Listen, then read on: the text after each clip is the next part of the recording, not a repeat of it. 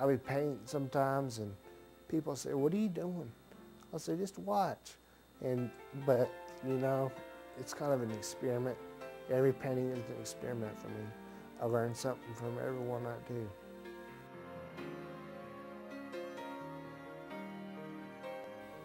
I was athletic, played football, baseball, and track. Loved to go hunting. I was always outdoors.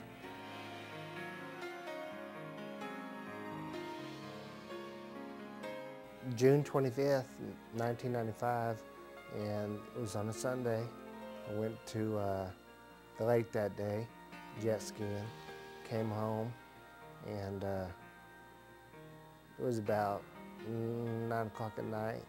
So I thought I need to go take my pickup to get cleaned out.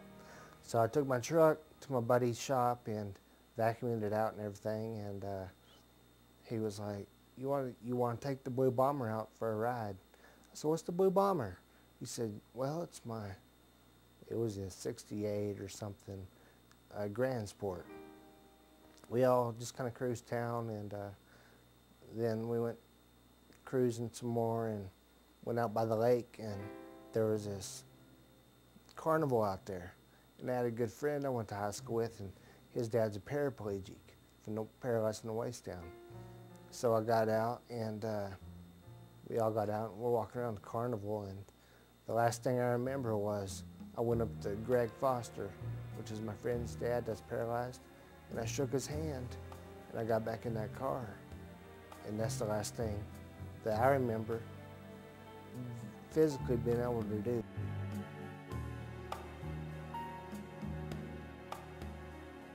This drunk guy comes up, who I knew, and went to high school with him, and he was like, "You want to race?" And I'm like, "No."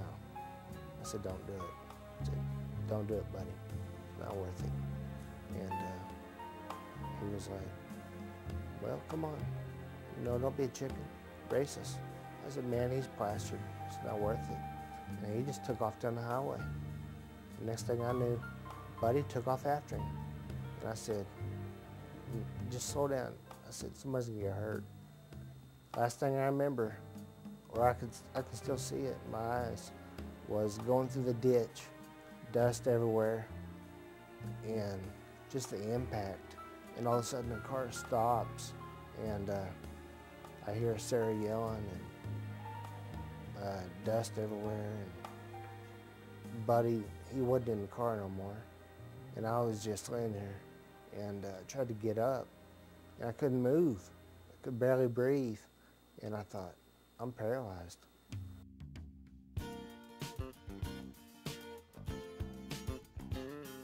There used to be a guy that lived here in Amarillo, and he sketched with his mouth. He was paralyzed, and my mom kind of heard about him. She was like, "Weren't you always interested in art in junior high and high school?" I said, "Yeah, I doodled a little bit, but nothing, didn't really try hard." She's like, "Well, what are you gonna do?" I said, "I don't know, Mom." I said, "I don't know what I'm gonna do in life." She goes, "Well, why don't you try drawing me something?" I said, "I don't know what I draw." She goes, "Just stick a pencil in your mouth and draw something."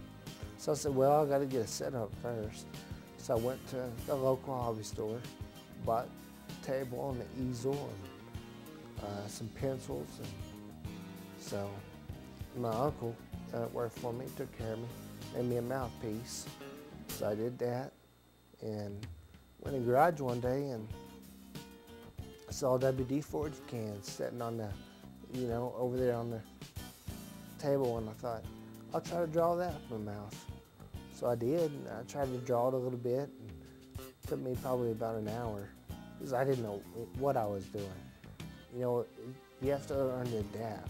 That's one thing I've done is learn to adapt. Pretty much most things, but I sketched that WD-40 can out, and next thing I knew, I saw a pumpkin over there. I thought, I'll try to draw it a little bit. So I drew it, and then there was a hammer sitting next to me on the table, and I drew the hammer.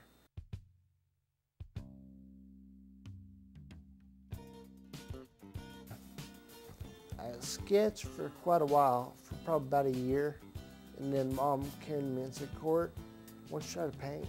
I said, Mom, I don't know the first thing about paint. The lady up the street, matter of fact, she's an artist. I called her one day and I said, Marcia, I want to paint.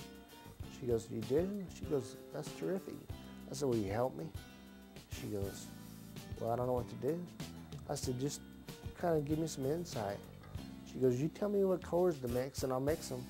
And I stick the brush in your mouth and you just do whatever you want. I said, well, where do you start? Top, bottom, sides? She goes, I usually start top and work your way from the back to the front. I always paint the sky first, and then the ground, and then move it forward. And after that, I don't know, the rest is just kind of history.